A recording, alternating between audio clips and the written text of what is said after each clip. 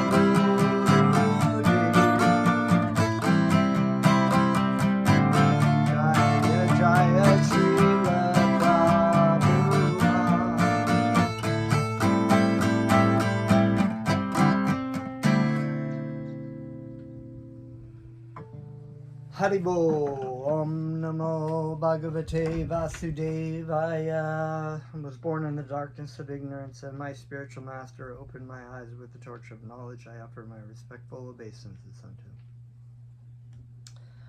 Okay, coming right out of the story of the super excellent powers of Krishna.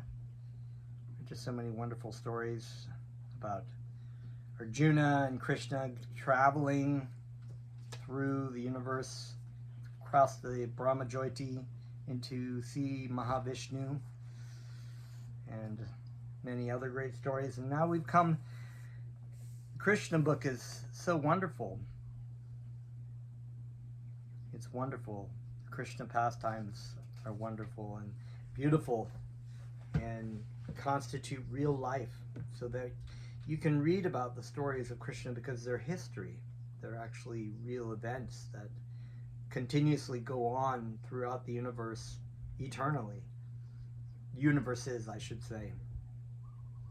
And now we've come to the summary description of Lord Krishna's pastimes, which is a very fitting way to end the Krishna book, with a summary of Krishna's pastimes. Since we've been reading about Krishna's pastimes and different, whether they were in Vrindavan or in Mathura or in Dwarka or anywhere else, now we come here. After returning from the spiritual kingdom, which he was able to visit personally along with Krishna, Arjuna was very much astonished. He thought to himself that although he was an ordinary living entity, by the grace of Krishna, it had been possible for him to see personally the spiritual world. Not only had he seen the spiritual world, but he had also personally seen the original Mahavishnu, the cause of the material creation. It is said that Krishna never goes out of Vrindavanam parijyajna napadamekam gachati. Krishna is supreme in Mathura. He is more supreme in Dwarka, and he is the most supreme in Vrindavan. Krishna's pastimes in Dwarka are displayed by his Vasudeva portion, yet there is no difference between the Vasudeva portion manifested in Mathura and Dwarka and the original manifestation of Krishna in Vrindavan. In the beginning of this book, what we have discussed that when Krishna appears, all his incarnation plenary portions and portions of plenary portions come with him.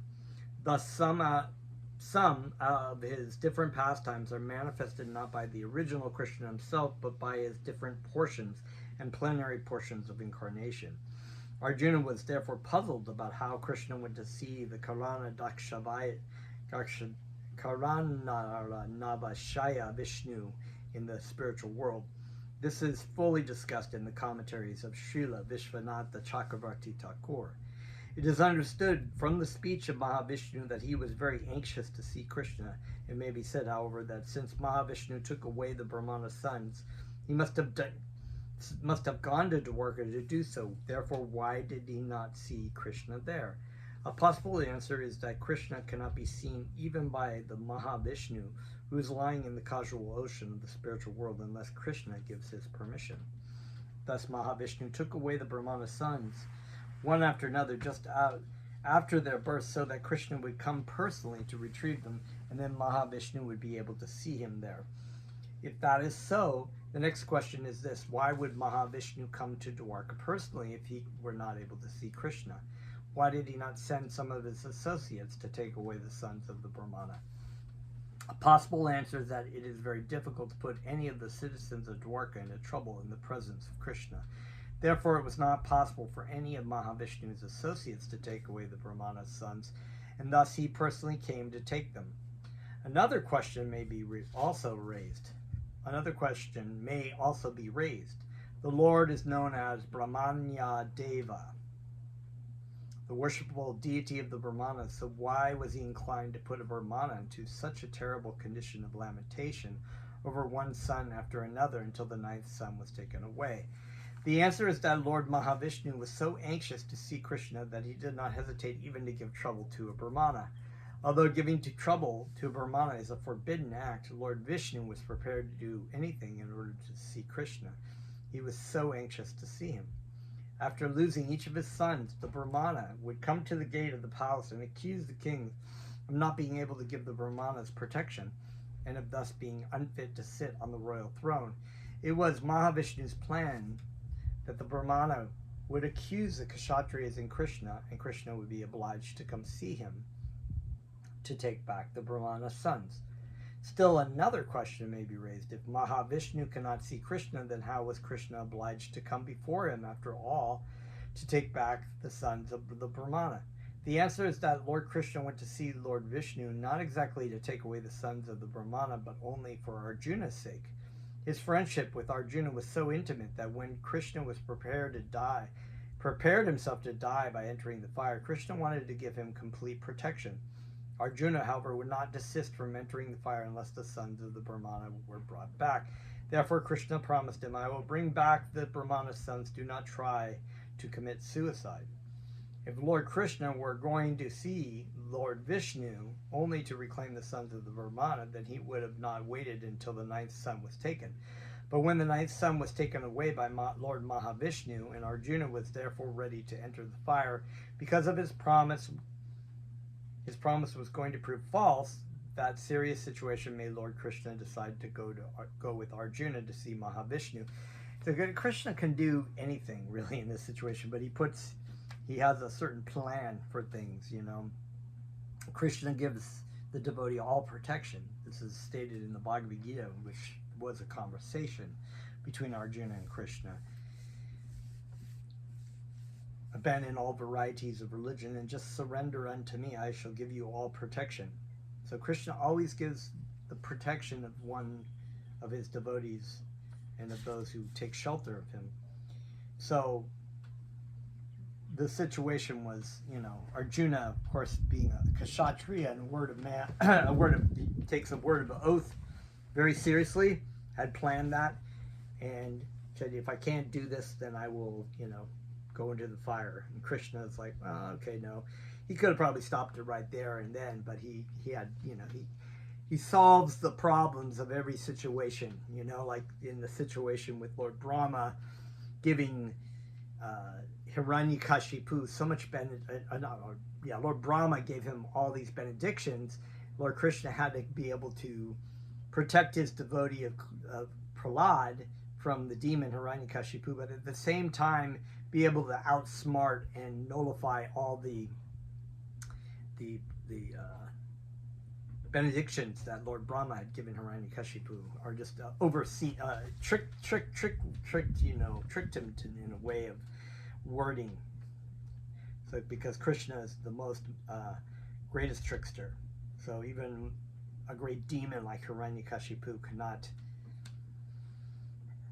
outsmart or outwit the Supreme Lord. He could outsmart and outwit all the demigods and all these, people, but he could not outsmart Krishna. So here Krishna is basically protecting Arjuna. It is said that Arjuna is an empowered incarnation of Nara-Narayan. He is even sometimes called Nara-Narayan. The Nara-Narayan incarnation is one of Lord Vishnu's plenary expansions. Therefore, when Krishna and Arjuna went to see Lord Vishnu, it is to be understood that Arjuna visited in his Nara-Narayan capacity, just as Krishna, when he displayed his pastimes in Dwarka, acted in his Vasudeva capacity. After visiting the spiritual world, Arjuna concluded that whatever opulence anyone can show within the material or spiritual world is all a gift of Lord Krishna. Lord Krishna is manifested in various forms as Vishnu Tattva and Jiva Tattva, or in other words, as Shamsha and Vivinamsha. Vishnu Tattva is known as Shamsha, and Jiva Tattva is known as Vivinamsha. He can therefore display himself by his different transcendental pastimes, either in the portion of Shamsha or Viminamsha as he likes, but still he remains the original Supreme Personality of Godhead. So there's expansions of Krishna that is said that, like it's the Lord Balaram, Sheshananga, right? Or as in Pradyuma or Aniruddha, or these different expansions of Vishnu forms. They have the same power as Krishna, but there is an original There's the original candle that's lit all the other candles.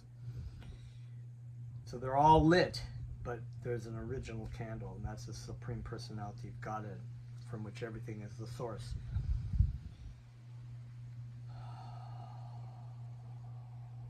The concluding portion of Krishna's pastimes is found in the 19th chapter of the 10th canto of Srimad Bhagavatam, and in this chapter, Shukadev Goswami wanted to explain how Krishna lived happily at Dwarka with all opulences.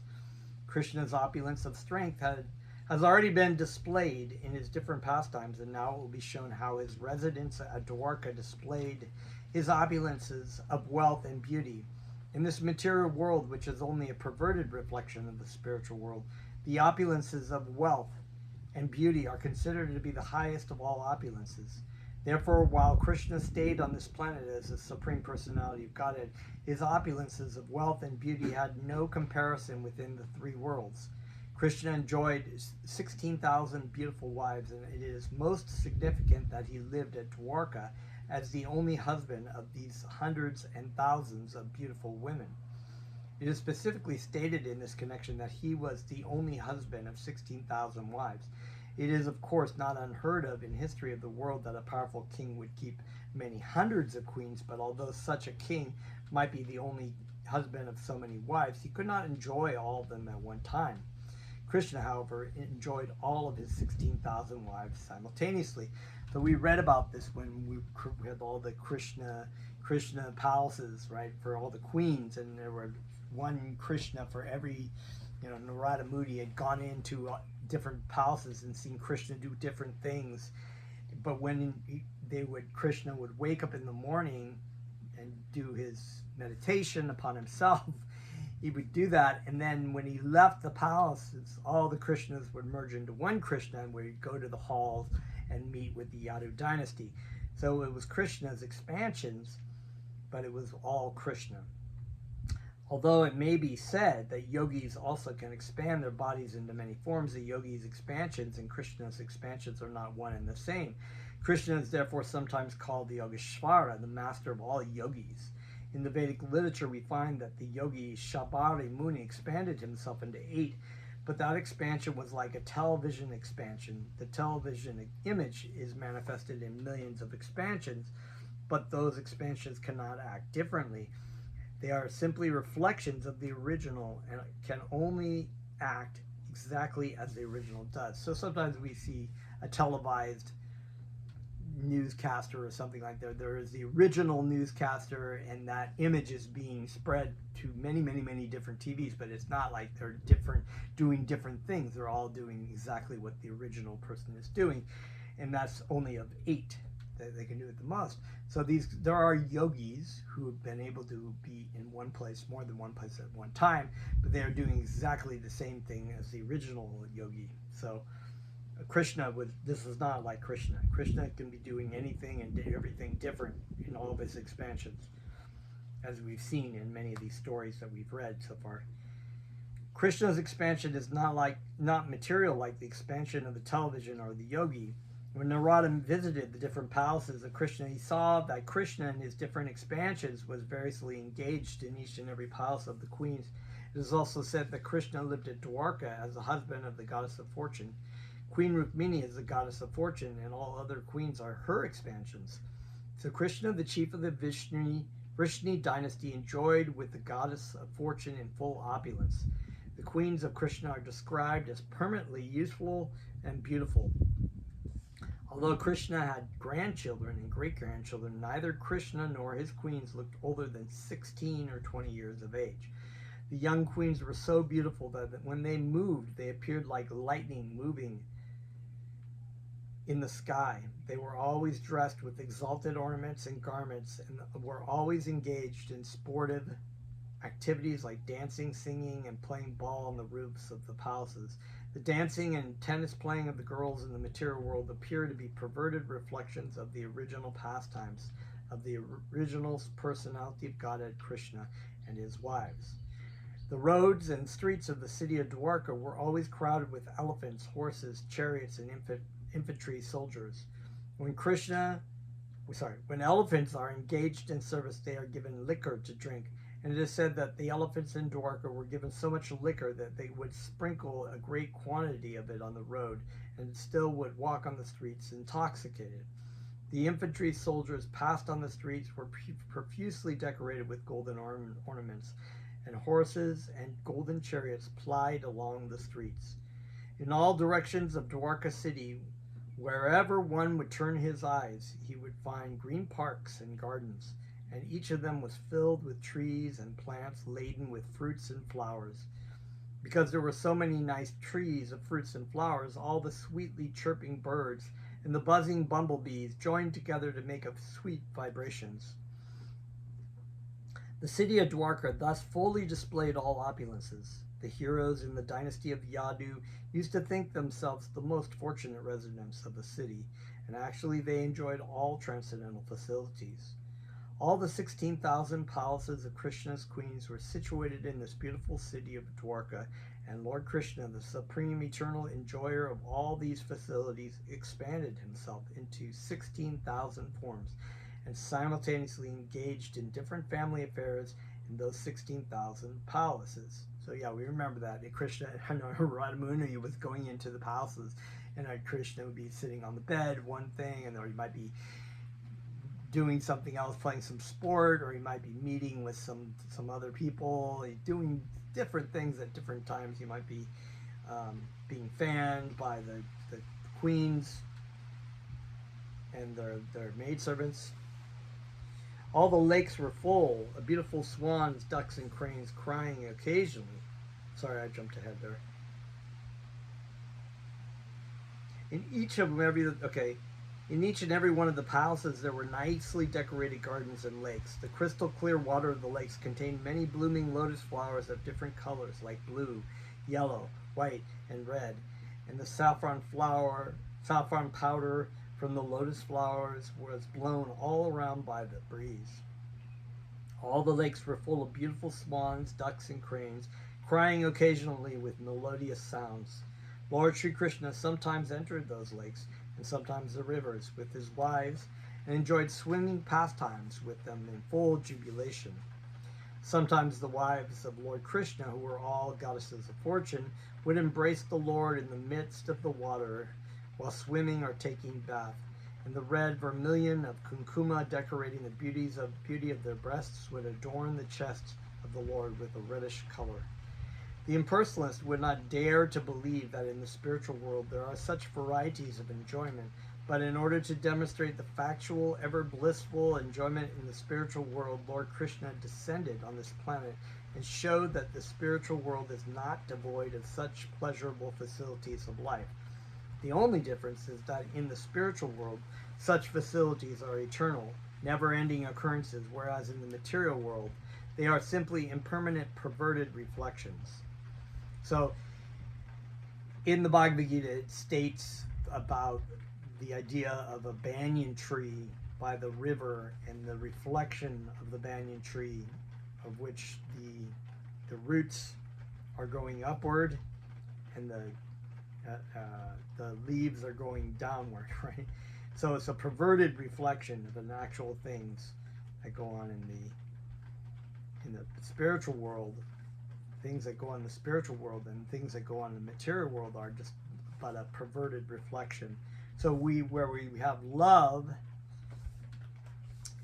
transcendental love for Krishna, we actually is perverted in the form of lust. So lust is actually a converted love for Krishna that's been as like milk curdled into a curd. Lust, or desire to control and enjoy without redirecting that tendency towards Krishna, is lust, is what lust is about. So that there are these things. So the only difference is that in the spiritual world, so I read that.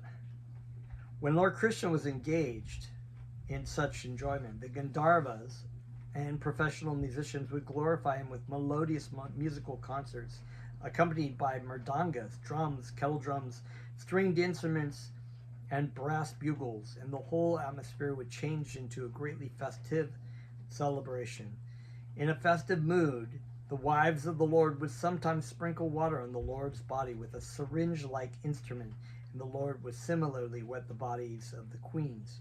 When Krishna and the queens engaged themselves in these pastimes, it seemed as if the heavenly king, Yaksharaja, were engaged in such pastimes with his many wives. Yaksharaja is also known as Kuvera, and is considered to be the treasurer of the heavenly kingdom. When the wives of Lord Krishna thus became wet, their breasts and thighs would increase in beauty 1,000 times, and their long hair would fall down to decorate those parts of their bodies. The beautiful flowers which were placed in their hair would fall, and the queens, being seemingly harassed by the Lord's throwing water at them, would approach him on the plea of snatching the syringe-like instrument, and this attempt would create a situation wherein the Lord could embrace them as they willingly approached him. Upon being embraced, the wives of the Lord would feel on their mouths a clear indication of conjugal love, and this would create an atmosphere of spiritual bliss. When the garland on the neck of the Lord then touched the breasts of the queen, their whole bodies became covered with saffron yellow. Being engaged in their celestial pastimes, the queens forgot themselves, and their loosened hair appeared like the beautiful waves of a river. When the queens sprinkled water on the body of Krishna, or he sprinkled water on the bodies of the queens, the whole situation appeared just like an elephant enjoying in a lake along with many she-elephants. After enjoying fully amongst themselves, the queens and Lord Krishna would come out of the water, and their wet garments, which were very valuable, would be given up by them to be taken away by the professional singers and dancers. These singers and dancers had no other means of subsistence than the rewards of valuable garments and ornaments left by the queens and kings on such occasions. The whole system of society was so well planned that all the members of society in their different positions as Brahmanas, Kshatriyas, Vaishyas, and Shudras had no difficulty in earning their livelihood. There was no competition among the divisions of society. The original conception of the caste system was so planned that one group of men engaged in a particular type of occupation would not compete with another group of men engaged in a different occupation. So the system was supportive. It wasn't like a class society in the sense that there was fighting between, who could get on top of the. Everyone was provided for. Everyone had their position that they fulfilled and for the betterment of society, and all of them were educated spiritually by the Brahmanas for the betterment of society.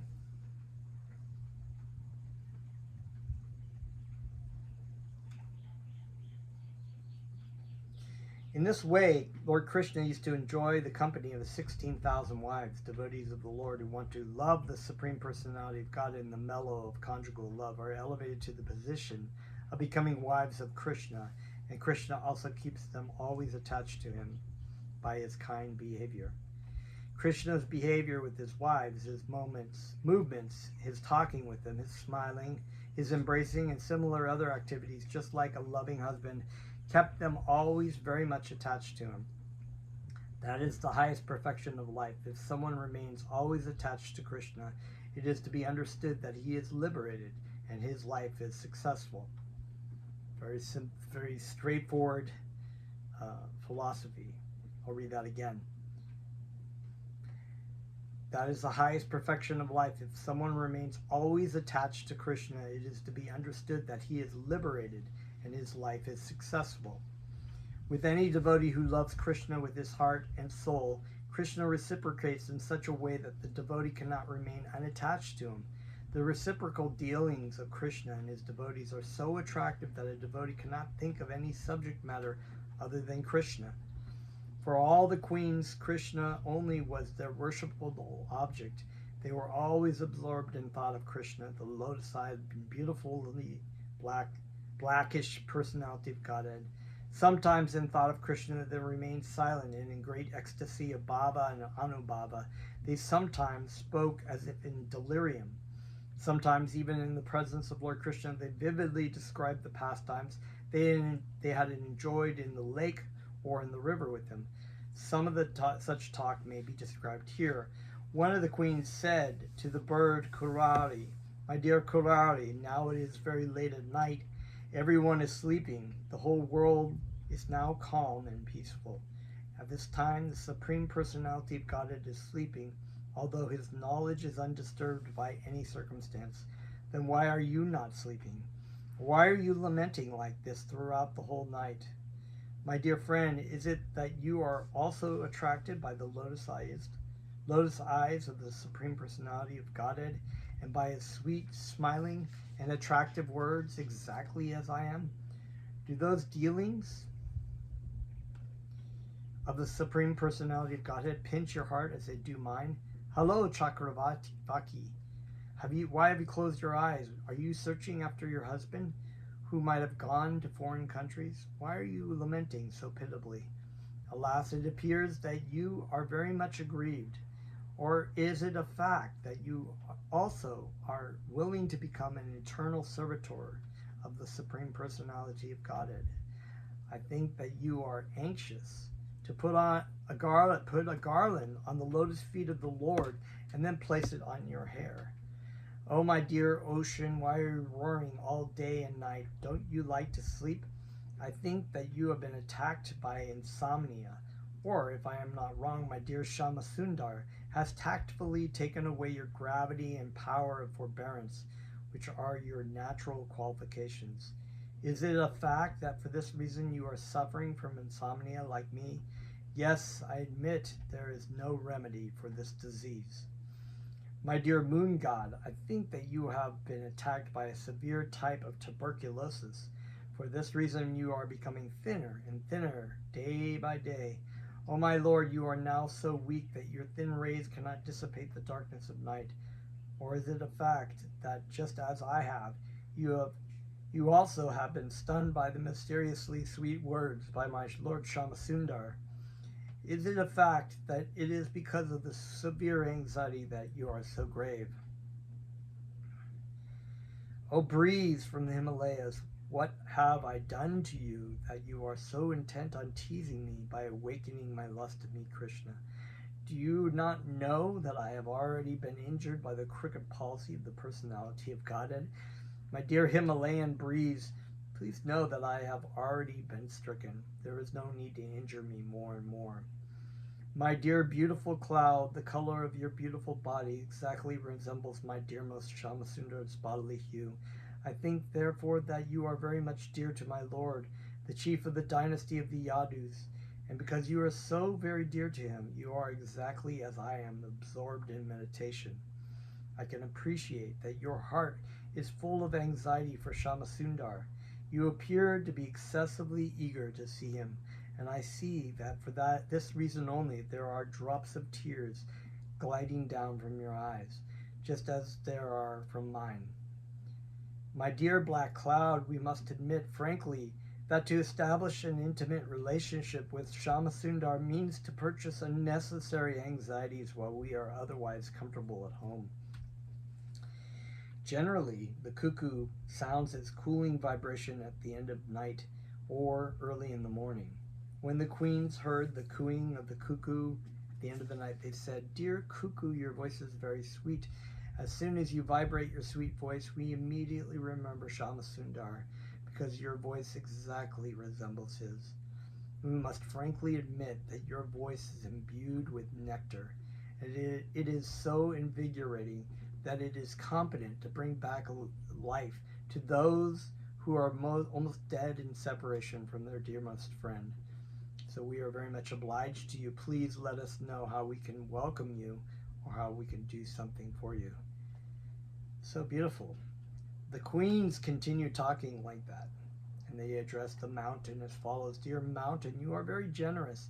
By your gravitation only, the whole crust of this earth is properly maintained, and because you are discharging your duties very faithfully, you do not know how to move.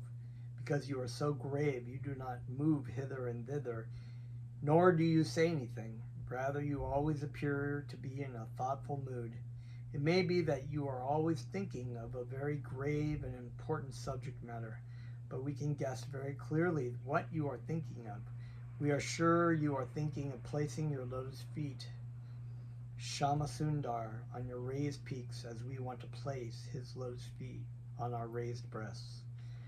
Dear dry rivers, we know that because this is the summer season, all your beds are dry and you have no water. Because all your water has now been dried up, you are no longer beautified by blooming lotus flowers. At the present moment, you appear to be very lean and thin, so we can understand that your position is exactly like ours.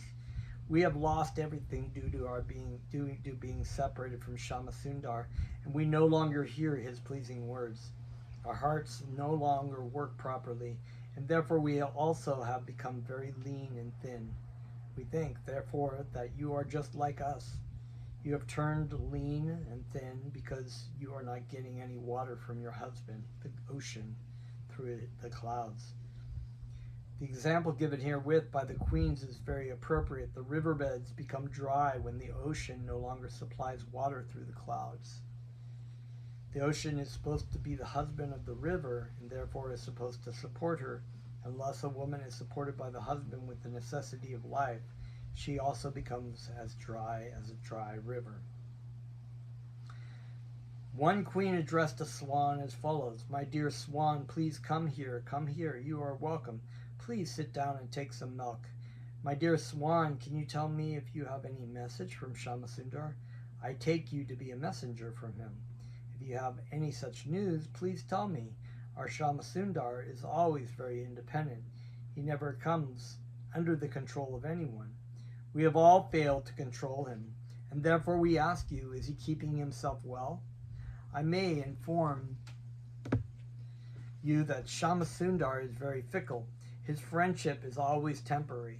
It breaks even by slight agitation. But would you kindly explain why he is so unkind to me? Formerly he said that I alone am his dearmost wife. Does he remember this assurance? Anyway, you are welcome. Please sit down. But I cannot accept your entreaty to go after Shama Sundar. When he does not care for me, why should I be mad after him? I am very sorry to let you know that you have become the messenger of a poor-hearted soul. You are asking me to go to him, but I am not going. What is that? You talk of his coming to me? Does he desire to come here to fulfill my long expectation for him? All right, you can bring him here, but don't bring him his most beloved goddess of fortune. Do you think that he cannot be separated from the goddess of fortune even for a moment? Could he not come here alone without Lakshmi?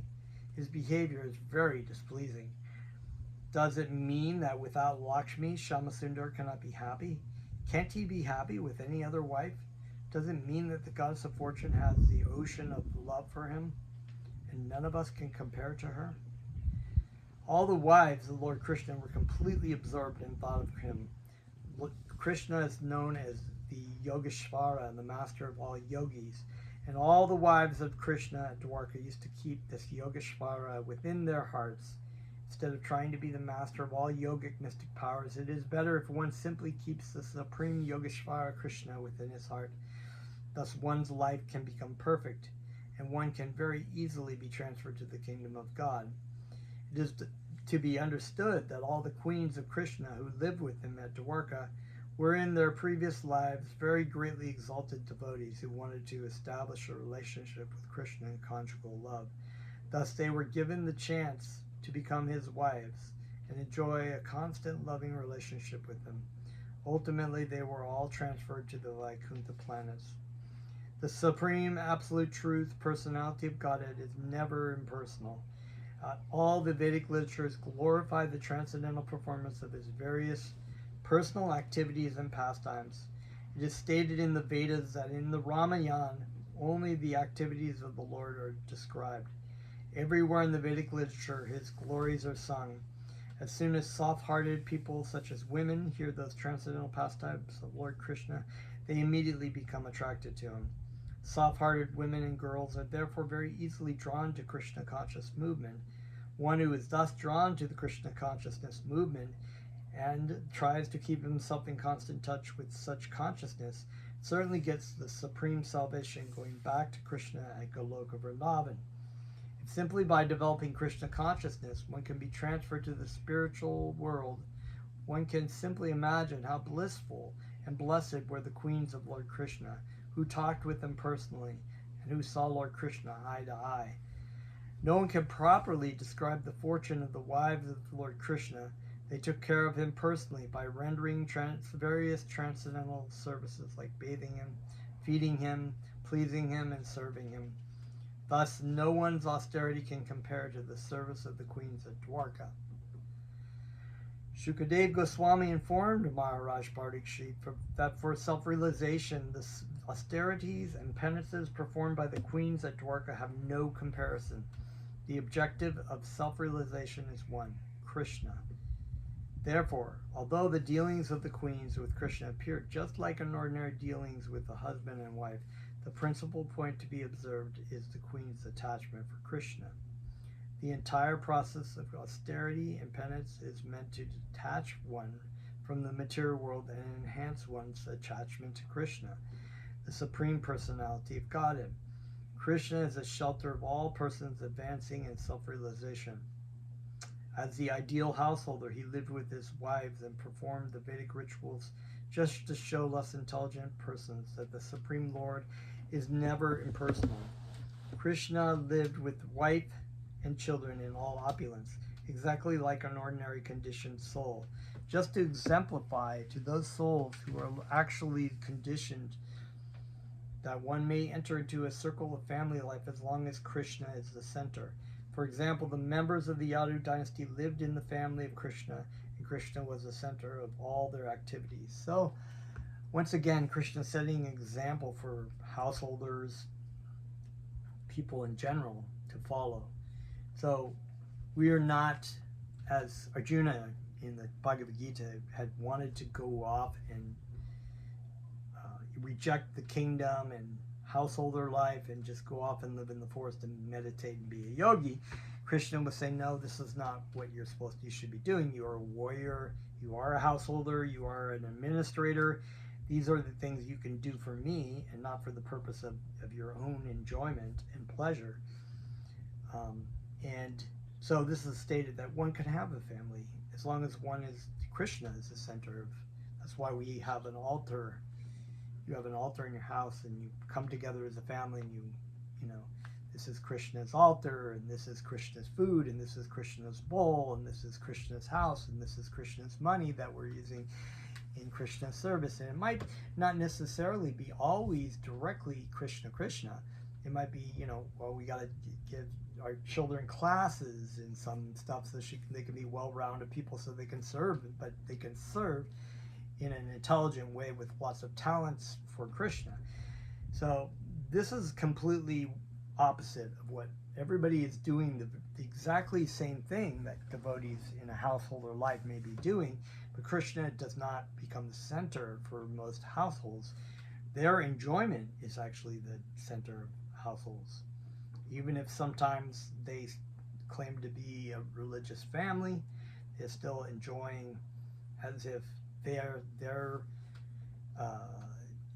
individual and extended individuals are the point of enjoyment. It is already known to us that Krishna had 16,108 wives. All these wives were exalted, liberated souls, and among them Queen Rukmini was the chief. After Rukmini, there were 7 other principal wives, and the names of the sons of these 8 principal queens have already been mentioned. Beside these 8 queens, Lord Krishna had 10 sons by each of the others queens. Thus, altogether, Krishna's children numbered 16,108 times 10, which I think was 1,160,000 or something. Children, it's a lot of, like a small city. One should not be astonished to hear that Krishna had so many sons. One should always remember that Krishna is the Supreme Personality of Godhead and that he has unlimited potencies. He claims all living entities as his sons, and even if he had 16 million sons attached to him personally, there would be no cause for astonishment. Among Krishna's greatly powerful sons, 18 sons were Maharathas. The Maharathas could fight alone with many thousands of soldiers, charioteers, cavalry, and elephants. The reputations of these 18 sons are very widespread and are described in almost all the Vedic literatures. The 18 Mahabharata sons are listed as Pradyumna, Aniruddha, Diptyaman, Banu, Samba, Madhu, Brihadbanu, Chitrabhanu, Vrika, Aruna, Pushkara, Vedabahu, Shrutadev, Sunadana, Chitrabahu, Virupa, Kavi, and Nyagroda. Of these 18 Mahabharata sons of Krishna, Pradyumna is considered to be the foremost. Pradyumna happened to be the eldest son of Queen Rukmini, and he inherited all the qualities of his great father, Lord Krishna. He married the daughter of his maternal uncle Rukmi, and Aniruddha, the son of Pradyumna, was born from that marriage. Aniruddha was so powerful that he could fight against 10,000 elephants. He married the granddaughter of Rukmi, the brother of his grandmother, Rukmini. Because the relationship between these cousins was distant, such a marriage was not uncommon. Aniruddha's son was Vajra. The whole Yadu dynasty was destroyed by the curse of a Brahmana. Only Vajra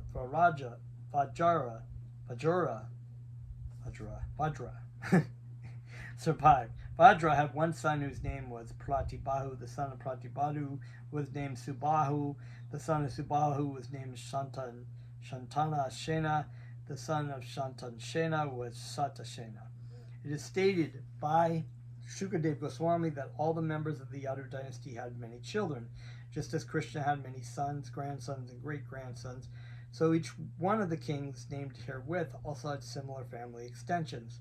Not only did all of them have many children, but all were extraordinarily rich and opulent. None of them were weak or short-lived, and above all the members of the Yadu dynasty were staunch devotees of the Brahminical culture. It is the duty of the Kshatriya kings to maintain the Brahminical culture and to protect the qualified Brahmanas, and all these kings discharged their duties very rightly. The members of the Yadu dynasty were so numerous that it would be very difficult to describe them all, even if one had a duration of life of many thousands of years. Srila Shukadev Goswami informed Maharaj Parikshit that he had heard from reliable sources that simply to teach the children of the Yadu dynasty there were as many as 38,800,000 tutors or acharyas. If so many teachers were needed to educate their children, one could simply imagine how vast the number of family members. As for their military strength, it is said that King Ugrasena alone had 10 quadrillion soldiers as personal bodyguards. That's amazing. 10 quadrillion soldiers. That's mind-blowing. Before the advent of Lord Krishna within this universe, there were many battles between the demons and the demigods. Many demons died in the fighting, and they were all given the chance to take birth in high royal families on this earth. Because of their royal exalted posts, all these demons became very puffed up, and their only business was to harass their subjects. Lord Krishna appeared on this planet just at the end of Dwapara Yuga, in order to annihilate all these demoniac kings. As it is said in the Bhagavad Gita, Parechanaya Shajunan Vinashaya Cha Duskritam. The Lord comes to protect the devotees and to annihilate the miscreants. Some of the demigods were also asked to appear on this earth to assist in the transcendental pastimes of Lord Krishna. When Krishna appeared, he came in the association of his eternal servitors. But the demigods also were requested to come down to assist him, and thus all of them took their births in the Yadu dynasty. The Yadu dynasty had 101 clans in different parts of the country. All the members of these different clans respected Lord Krishna in a manner befitting his divine position, and all of them were his devotees, heart and soul. Thus all the members of the Yadu dynasty were very opulent, happy, and prosperous, and they had no anxieties. Because of their implicit faith in and devotion to Lord Krishna, they were never defeated by any other kings. Their love of Krishna was so intense that in their regular activities, in sitting, sleeping, traveling, talking, sporting, cleansing, and bathing, they were simply absorbed in thoughts of Krishna and paid no attention to bodily necessities. That is a symptom of a pure devotee of Lord Krishna. Just as when a man is fully absorbed in some particular thought, he sometimes forgets his other bodily activities. So the members of the Yadu dynasty acted automatically for their bodily necessities, but their actual attention was always fixed on Krishna. Their bodily activities were performed mechanically, but their minds were always absorbed in Krishna consciousness. Srila Shukadev Goswami has concluded that the 19th chapter of the 10th canto of Srimad Bhagavatam by pointing out 5 particular excellences of Lord Krishna. The first excellence is that before Lord Krishna's appearance in the Yadu dynasty, the river Ganges was known as the purest of all things. Even impure things could be purified simply by touching the water of the Ganges. This super excellent power of the Ganges water was due to having emanated from the toe of Lord Vishnu.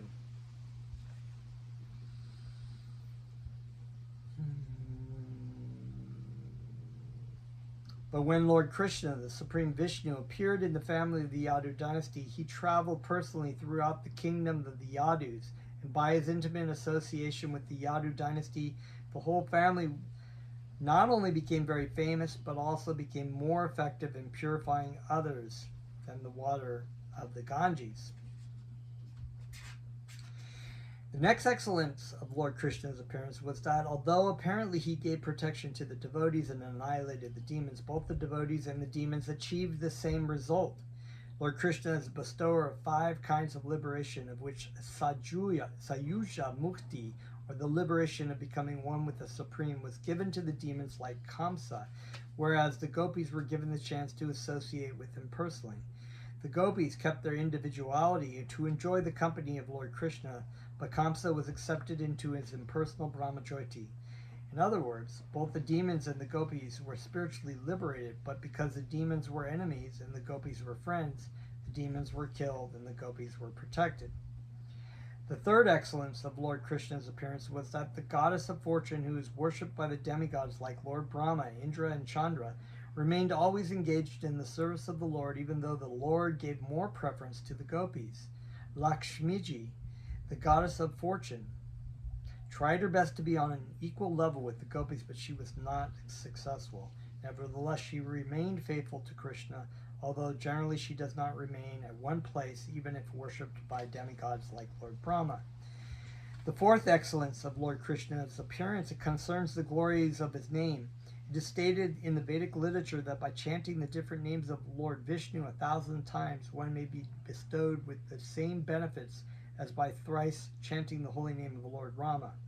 And by chanting the holy name of the Lord Krishna only once, one receives the same benefit. In other words, all the holy names of the Supreme Personality of Godhead, including Vishnu and Rama, the holy name of Krishna is the most powerful. The Vedic literature therefore specifically stresses the chanting of the holy name of Krishna. Hare Krishna, Krishna Krishna, Hare Rama, Rama Rama, Hare Hare. Lord Chaitanya introduced this chanting of the holy name of Krishna in this age, thus making liberation more easily obtainable than in other ages.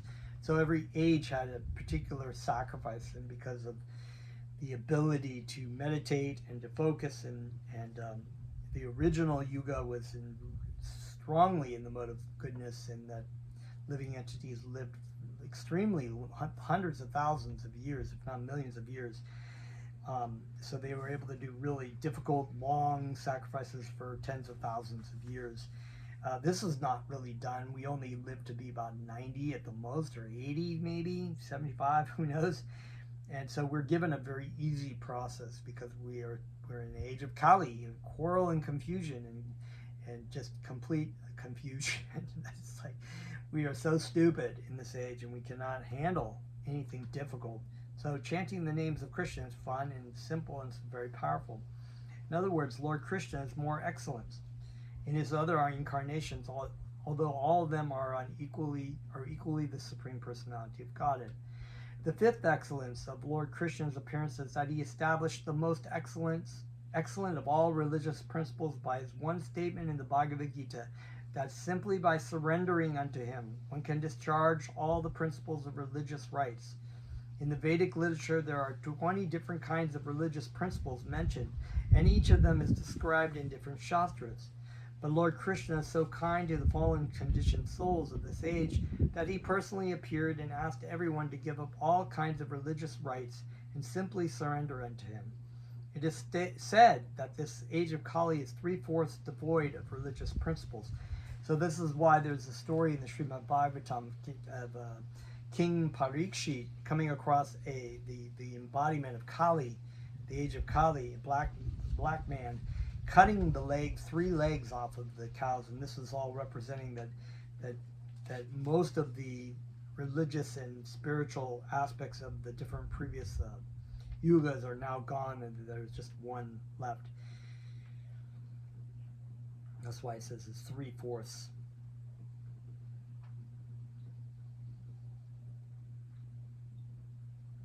Hardly 1/4 of the principles of religion are still observed in this age, but by the mercy of Lord Krishna, this vacancy of Kali Yuga has not only been completely filled, but the religious process has been made so easily that simply by rendering transcendental loving service unto Lord Krishna, by chanting his holy names, Hare Krishna, Krishna Krishna, Hare Hare, Hare Rama, Rama Rama, Hare Hare, one can achieve the highest result of religion, namely being transferred to the highest planet within the spiritual world, Goloka Vrindavan. One can thus immediately estimate the benefit of Lord Krishna's appearance and can understand that his giving relief to the people of the world by his appearance was not at all extraordinary. Srila Shukadev Goswami thus concludes his description of the super exalted position of Lord Krishna by glorifying him in the following way. O Lord Krishna, all glories unto you. You are present in everyone's heart as Paramatma. Therefore you are known as Janani Vasha, one who lives in everyone's heart. As confirmed in the Bhagavad Gita, Ishvara Sharva Bhutanam Hrideshe Arjuna Tishtati, the Supreme Lord in his Paramatma feature lives within everyone's heart. This does not mean, however, that Krishna has no separate existence as the Supreme Personality of Godhead. The Mayavadi philosophers accept the all-pervading feature of Parabrahman, but when Parabrahman, the Supreme Lord, appears, they think that he appears under the control of material nature. Because Lord Krishna appeared as the son of Devaki, the Mayavadi philosophers accept Krishna to be an ordinary living entity who takes birth within this material world. Therefore, Shukadev Goswami warns them that the Devaki Janmavada, which means that although Krishna is famous as the son of Devaki, actually he is the super soul, or the all-pervading Supreme Personality of Godhead. The devotees, however, take this word Devaki Janmavada in a different way. The devotees understand that actually Krishna was the son of Mother Yashoda. Although Krishna first appeared as the son of Devaki, he immediately transferred himself to the lap of Mother Yashoda, and his childhood pastimes were blissfully enjoyed by Mother Yashoda and Nanda Maharaj. This fact was also admitted by Vasudeva himself when he met Nanda Maharaj and Yashoda at Kurukshetra. He admitted that Krishna and Balaram were actually the sons of Mother Yashoda and Nanda Maharaj. Vasudeva and Devaki were only their official father and mother.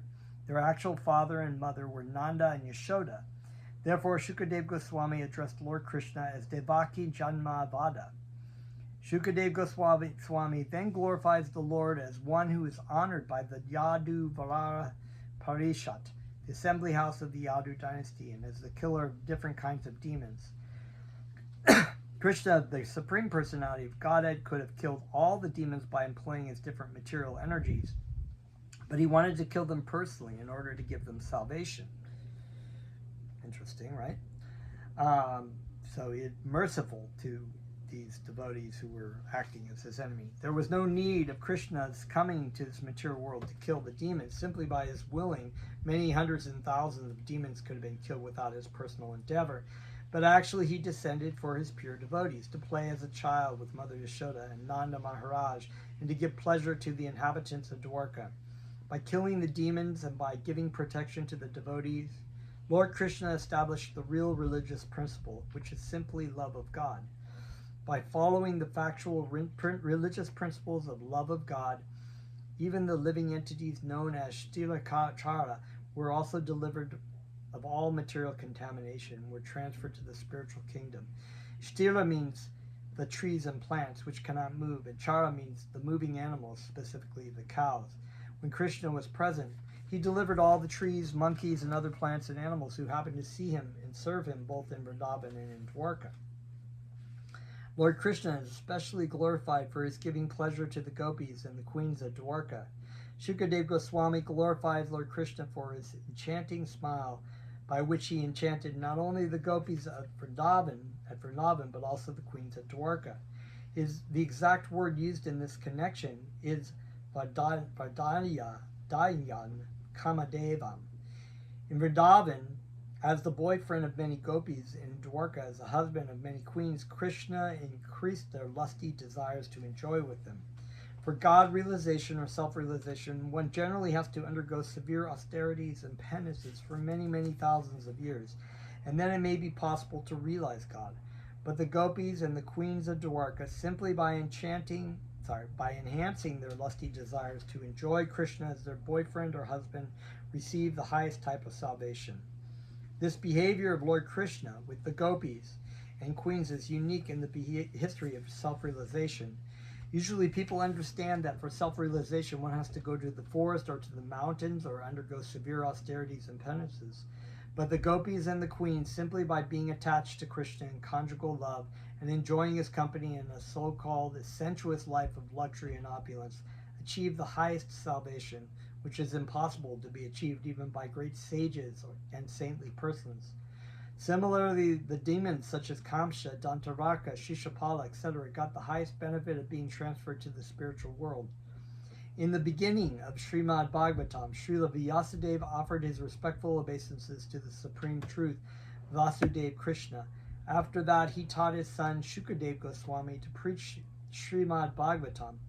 It is in this connection that Shukadev Goswami glorifies the Lord as Jayati.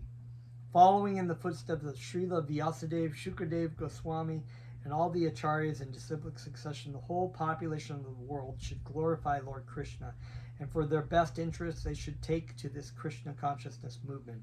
The process is easy and helpful. It is simply to chant the Maha Mantra, Hare Krishna, Krishna Krishna, Hare Hare, Rama, Rama Rama, Hare Hare. Lord Chaitanya has therefore recommended that one should be callous to the material ups and downs, right? Ups and downs, like the seesaw. You're going up and then you go down, you go up, and you're never going to get attached to the woo, going up or down. It's just like things are up and down all the time. You just stay steady. Krishna, Krishna, Krishna, all the way home. Material life is temporary, so the ups and downs of life may come and go, but when they come, one should be as tolerant as a tree and humble and meek as the straw on the street, but certainly he must engage himself in Krishna consciousness by chanting Hare Krishna, Krishna Krishna, Hare Hare. The Supreme Personality of Godhead Krishna, the super soul of all living entities, out of his causeless mercy comes down and manifests his different transcendental pastimes in different incarnations. Hearing the attractive pastimes of Lord Krishna's different incarnations is a chance for liberation for the conditioned soul.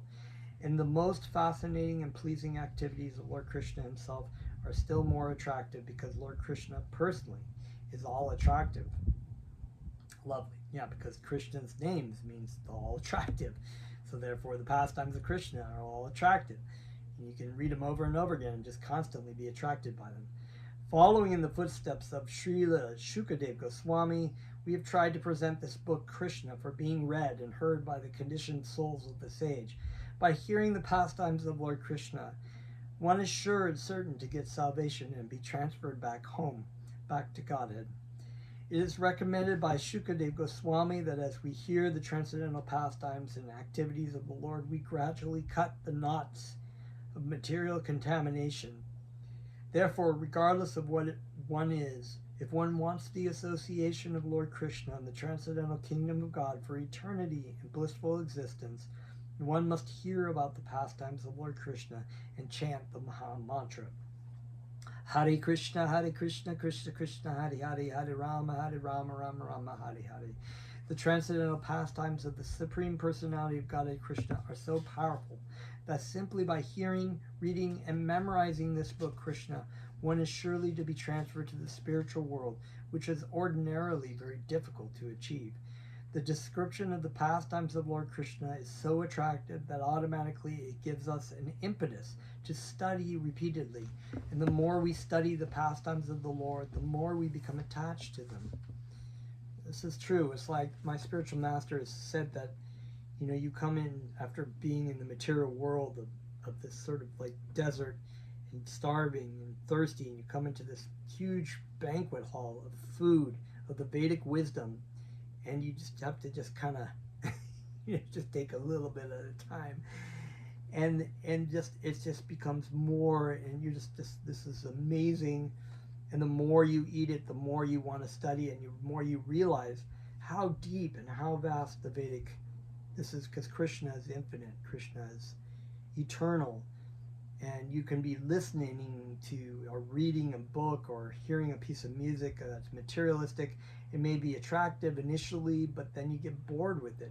But the stories of Krishna are constantly attractive and constantly reveal deeper and deeper aspects of ourselves, of our psyche, and of our spiritual life and our relationship with Krishna. This very attachment to Krishna makes one eligible to be transferred to his abode, Goloka Vrindavan. As we have learned from the previous chapter, to cross over the material world is to cross over the stringent laws of material nature. The stringent laws of material nature cannot check the progress of one who is attracted by the spiritual nature. So yeah, the strict laws of material nature are every living entity is under control, but when you dedicate your life to Krishna, the stringent laws of material nature cannot, we are now under the laws of Krishna. But those people who think they can get out of the material world just by their own ability, sadly mistaken. This is confirmed in the Bhagavad Gita by the Lord himself. Although the stringent laws of material nature are very difficult to overcome, if anyone surrenders unto the Lord, he can very easily cross over nescience. There is, however, no influence of material nature in the spiritual world, as we have learned from the second canto of Srimad Bhagavatam. The ruling power of the demigods and the influence of material nature are conspicuous by their absence in the spiritual world.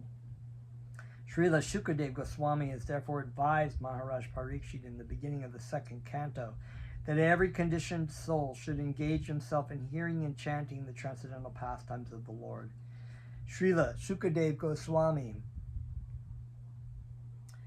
also informed King Parikshit that previously many other kings and emperors went to the jungle to prosecute severe austerities and penances in order to go back home, back to Godhead. In India, it is still practiced that many advanced transcendentalists give up their family lives and go to Vrindavan to live there alone and completely engage in hearing and chanting of the holy pastimes of the Lord. This system is recommended in the Srimad Bhagavatam, and the 6 Goswamis of Vrindavan followed it, but at the present moment, many karmis and pseudo-devotees have crowded the holy place of Vrindavan. Just to imitate this process recommended by Shukadev Goswami, it is said that many kings and emperors formerly went to the forest for this purpose, but Srila Bhakti Siddhanta Saraswati Thakur Goswami Maharaj does not recommend that one take up this solitary life in Vrindavan prematurely. And even Bhaktivedanta Swami Prabhupada spent most of his rest of his life leaving Vrindavan and going to traveling all over to give people Krishna, especially in the United States.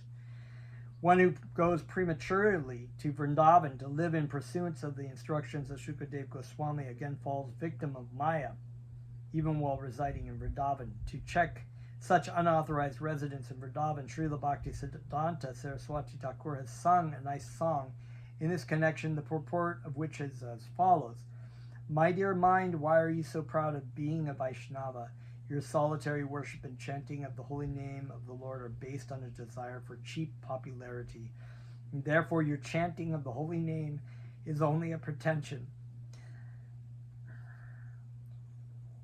Such an ambition for a cheap reputation can be compared to the stool of a hog, because such popularity is another extension of the influence of Maya.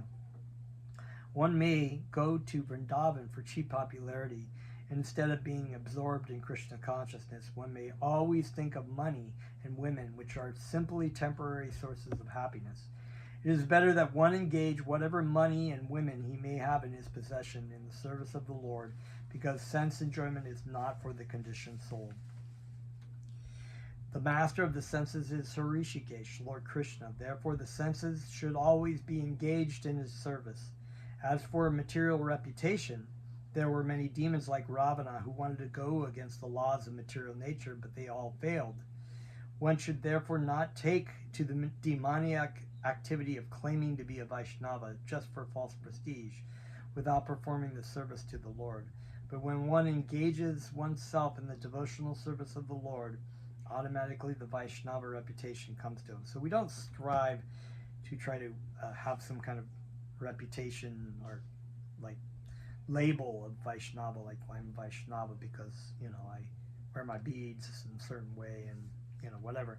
But the activity itself is what we should do. We should be following the instructions of our spiritual master in Krishna just for the sake of following them,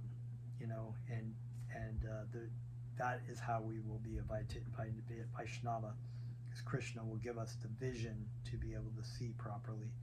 There is no need to be envious of the devotees who are engaged in preaching the glories of the Lord. We have practical experience of being advised by the so-called Babajis in Vrindavan that there is no need to preach. It is better to live in Vrindavan in a solitary place and chant the holy name. Such Babajis do not know that if one is engaged in preaching work or in glorifying the Supreme Personality of God, the good reputation of a preacher automatically follows one. So Bhaktivedanta Swami left Vrindavan to come to the empty vacuum of the material world in the Western world to spread the propagation. Without such mercy of the devotee, all those living entities would have been lost that came into contact. They were benefited spiritually, and his success came because the good reputation of the preacher followed him. He was a devotee of Krishna. He followed his spiritual master's instructions, and Krishna made it so that he was able to reach so many people. One should not therefore prematurely give up an honest life of a householder to lead a life of debauchery in Vrindavan. Srila Shukadev Goswami recommendation to leave home and go to the forest in search for Krishna is not for immature persons. Maharaj Parikshit was mature. Even in his householder life, or from the very beginning of his life, he worshipped Lord Krishna's Murti. In his childhood, he worshipped the deity of Lord Krishna, and later, although he was a householder, he was always detached, and therefore when he got the notice of his death, he immediately gave up all connection with householder life and sat down on the bank of the Ganges to hear Srimad Bhagavatam in the association of the devotees.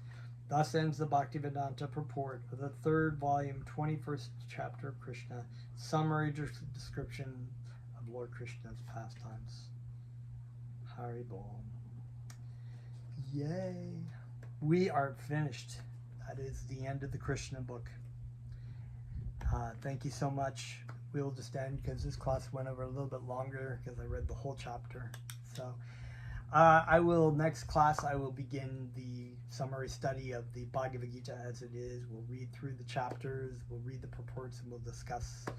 And so this is very exciting. Thank you for this last 3 or 4 years following me on here. And we'll see you next time. Hari Bol.